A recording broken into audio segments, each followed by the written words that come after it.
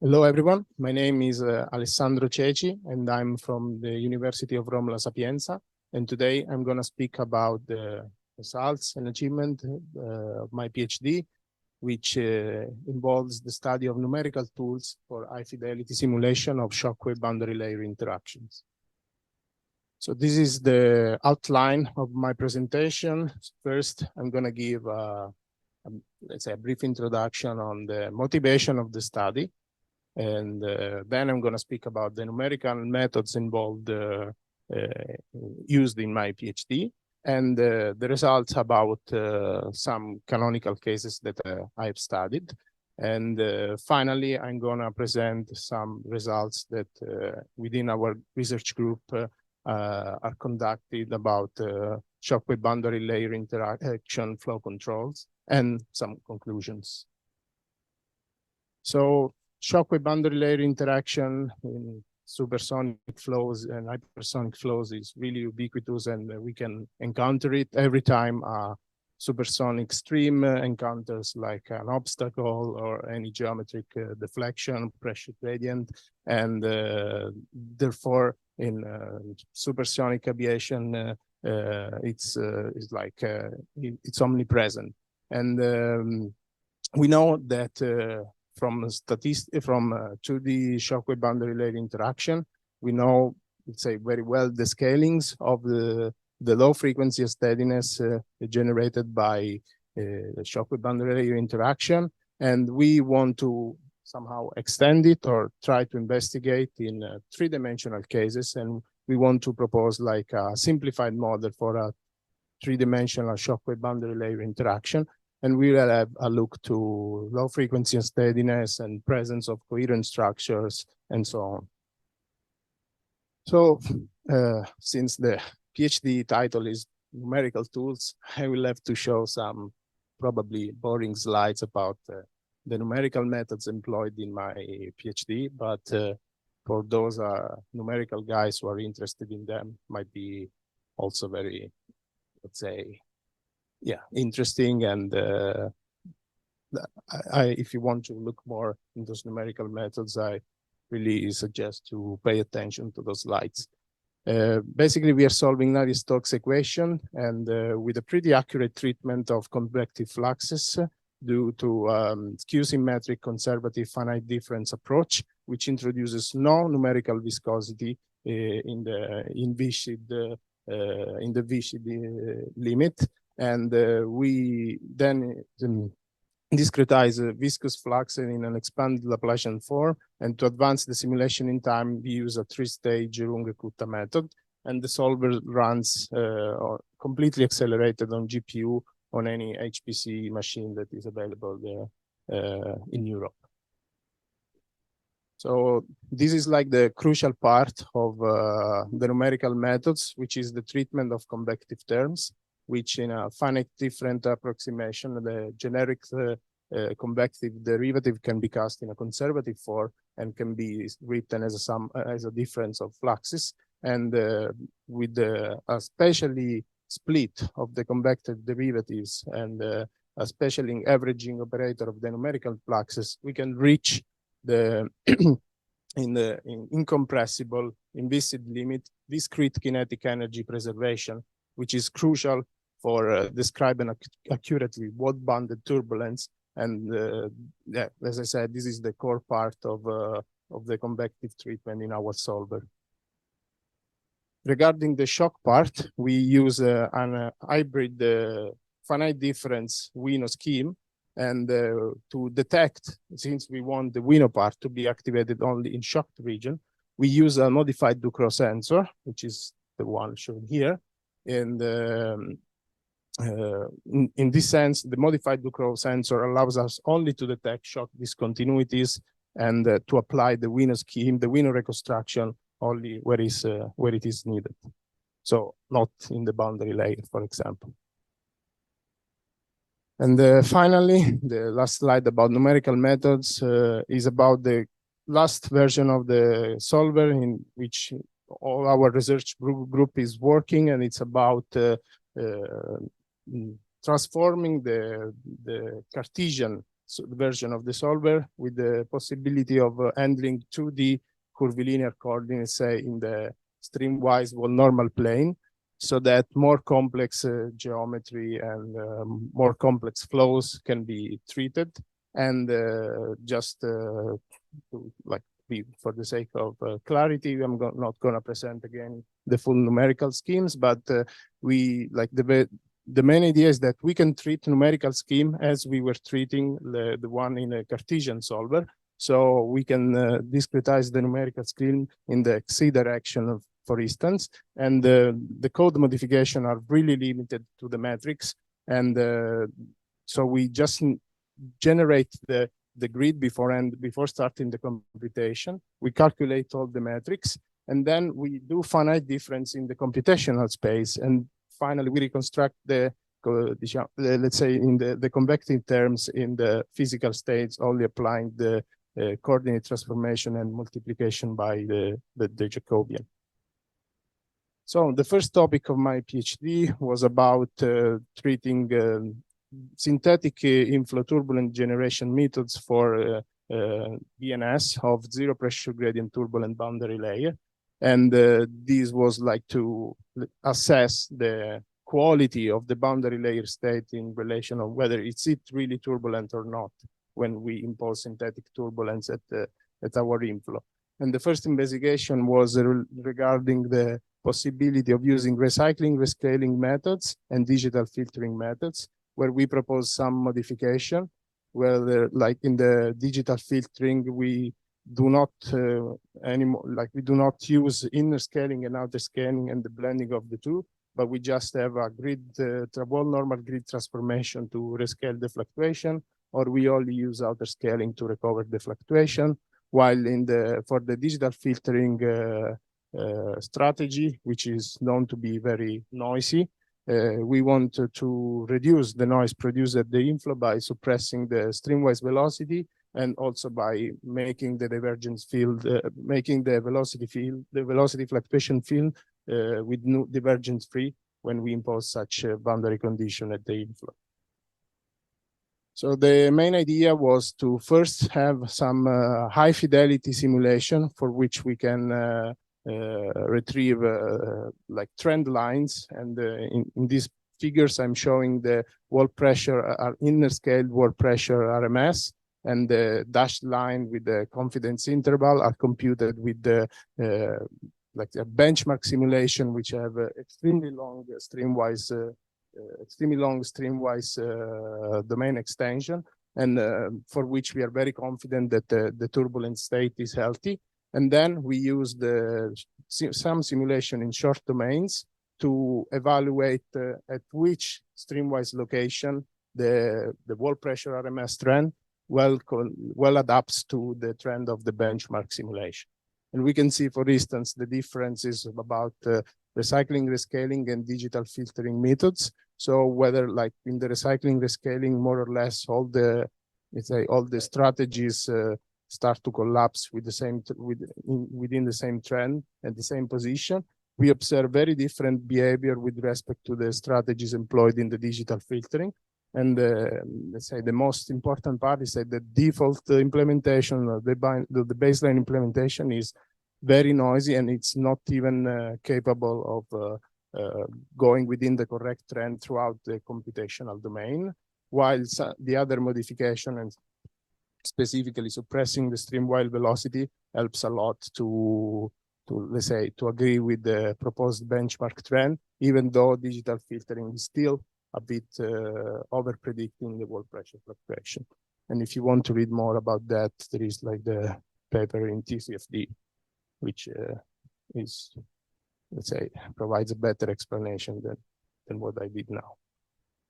So the second part was related to the formulation of a physics-based wall normal grid stretching function for wall-bounded turbulence, for which, I mean, based on what is found in literature, sometimes wall normal grid stretching is not a preference of the researcher, but it's really based on let's say, on his experience, let's say. So there are hyperbolic stretching function or any other stretching function which is available in literature, but it's really, you can find in literature different authors with different stretching function and different number of points in the wall normal direction.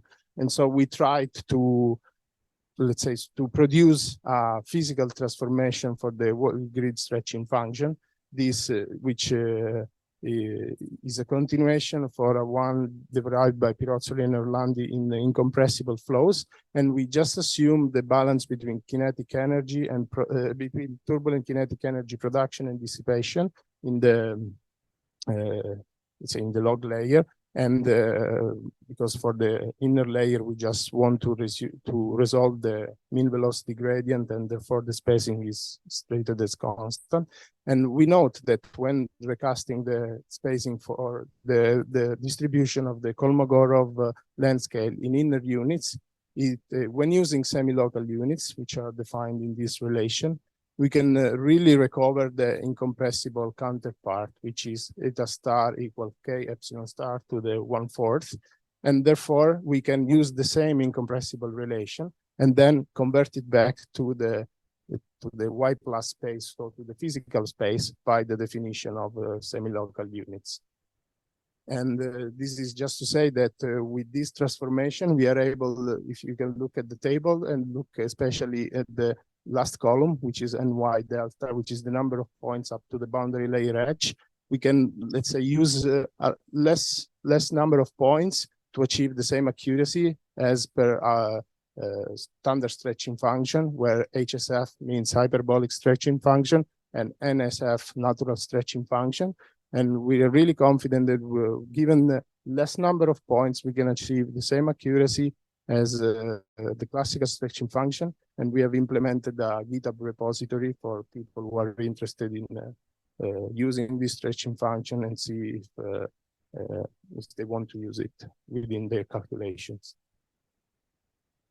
So finally, we arrived to Shockwave boundary layer interaction. And as I said, we tried to propose a 3D setup for Shockwave boundary layer interaction, even though it's not, we cannot call it completely 3D, since the flow is still homogeneous in the spanwise direction, but we allow to the boundary layer to be swept in the spanwise direction.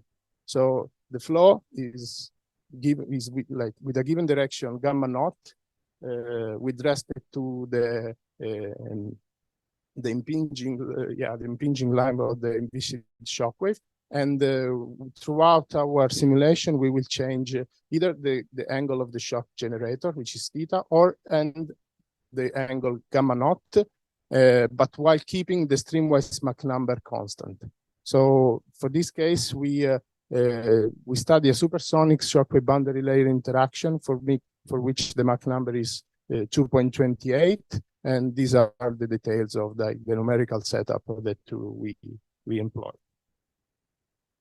This is the table for all cases run in supersonic regime, and I highlighted the theta and the gamma naught column to underline the fact that we have tested different sweep angles and different shock strength angles.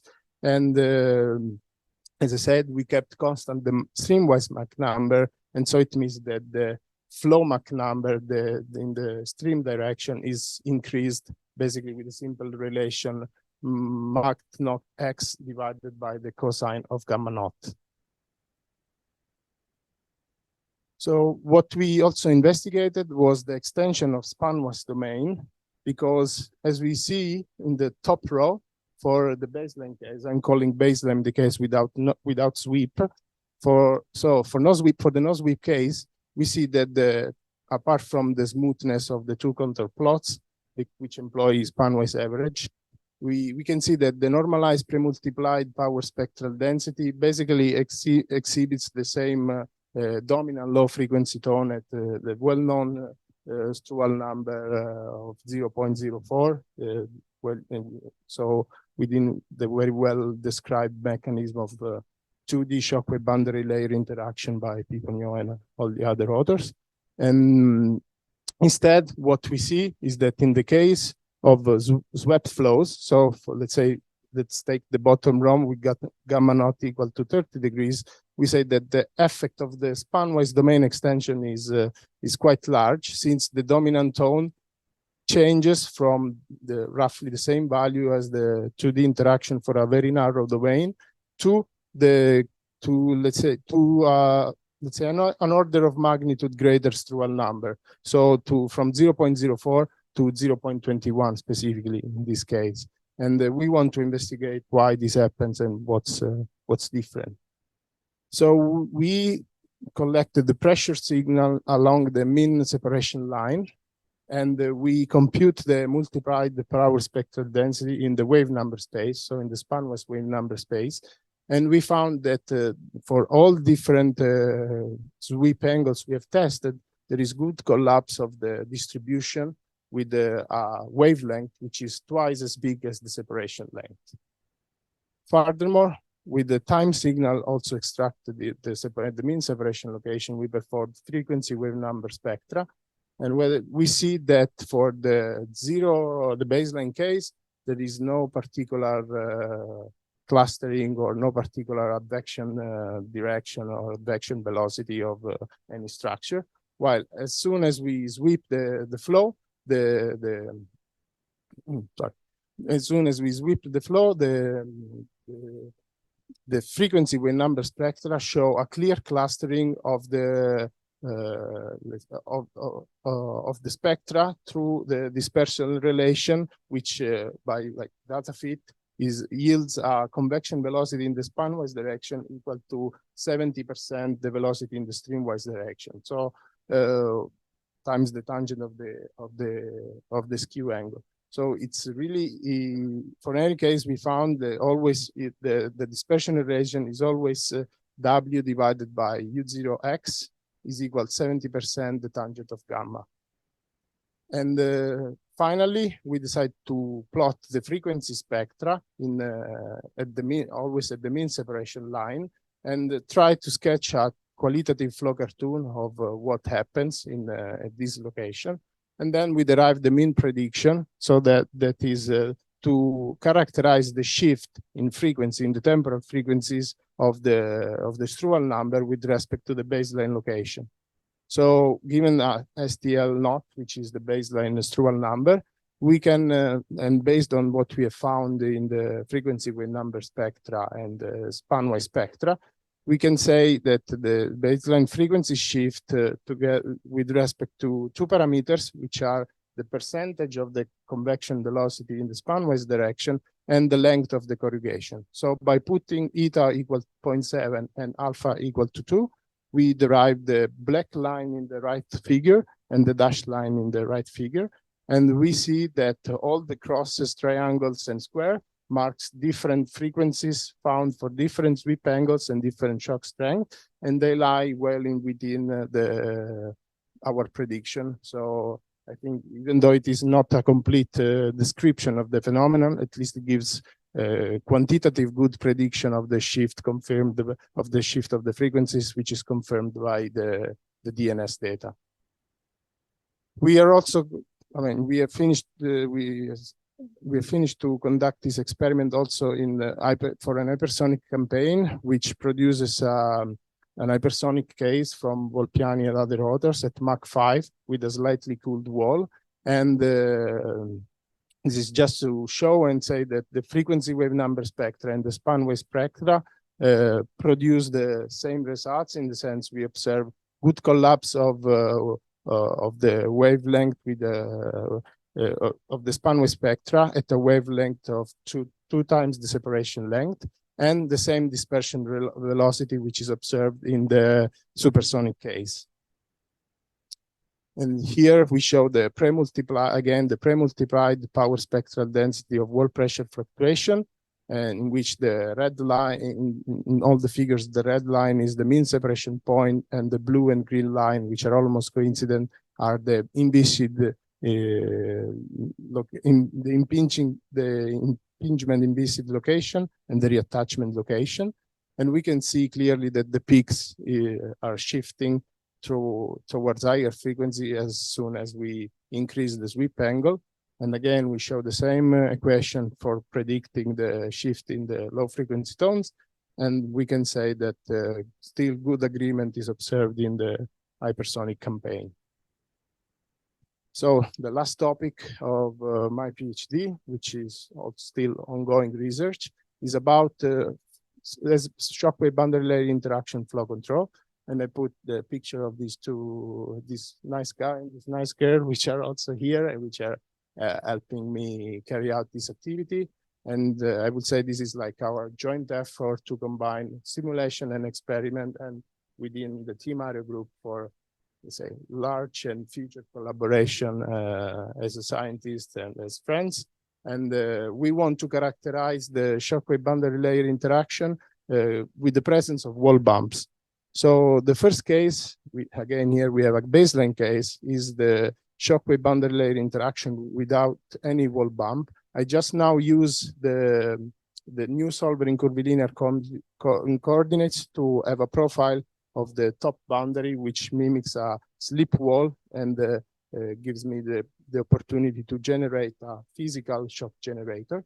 And we use the baseline simulation to extract mean flow properties and especially the shape of the dividing streamline, which we then put in the controlled simulation. So the wall bump you see on the right figure is the shape of the mean dividing streamline of the baseline case. And this is just the summary of the mean profiles of one-Dirichlet transform streamwise velocity, just to say that the two incoming turbulent boundary layers for the two simulation are the same and they are really turbulent. Then we show the friction, the wall friction coefficient across the interaction, the wall pressure rise, and the pressure RMS. So one thing to notice is that despite the very different behavior within the interaction region, values of friction, pressure, and possibly, if I had a longer computational domain of the wall pressure RMS, are roughly the same. So probably the flow would tend to relax to the same state. And we see a very different pattern of the friction coefficient and the wall pressure fluctuation, which are reduced in magnitude in the controlled case towards the separation location, but also the appearance of a new peak. And we will see, and this new peak, we will see where it is occurring. And now we want to characterize also these two interaction in terms of the low frequency steadiness and wall pressure spectra. And as we see on the left, this is again the pre-multiplied spanwise average PSD of the wall pressure fluctuation. And red line and blue line are separation and the attachment position, while the green line is the envisaged shock location. The impinging shock location. So we can see for the baseline case, again, the range of frequencies of interest is between 10 to the -2 and 10 to the -1 when the strudel is when the strudel is computed with the separation length or the bump length in this case. And we can see instead that this content is completely removed in the controlled case, although the wall pressure RMS are not so low at the, let's say, at the starting position of the bump. And another interesting, let's say, SBLI that occurs, in my opinion, is towards the position of the, in the right figure is towards the position of the top of the bump, where we can see, and the fact that I say it's an SBLI is that if I compute the strudel number highlighted by the red circle, which is like 10 times bigger than the 0.04 frequency range that we use for characterizing canonical 2D SBLIs, is well in line with the fact that there is a separation length described by the friction coefficient, which is actually 10 times smaller than the separation length in the baseline case or the length of the bump. So exactly these two low frequency ranges in the left and right contour plots are exactly 1/10 of, like one 1/10 of the other. And I think that a new shockwave boundary layer interaction, possibly a normal shockwave boundary layer interaction, is arising at the top of the bump in the controlled case. So the conclusions about my research is that we have investigated the effect of synthetic turbulence boundary condition in numerical simulation, especially in DNS simulations. And we have also tried to give to the scientific community a physics-based transformation for clustering efficiently the wall normal grid points. And we have performed, I would call it 3D simulation and shockwave boundary layer interaction, which features cylindrical symmetry. And so we were able to derive a simple model for scaling the frequency, for the frequency scalings when the crossflow is present. And we have developed a new accelerated code, which is capable to run with generalized curvilinear coordinates in 2 dimensions. And we were now using it to investigate SBLI flow control, and we would like to do it even more, even not only for the presence of wall bumps, but possibly with the airfoils and any other complex geometry which we can treat with the 2D curvilinear coordinates. And that's it.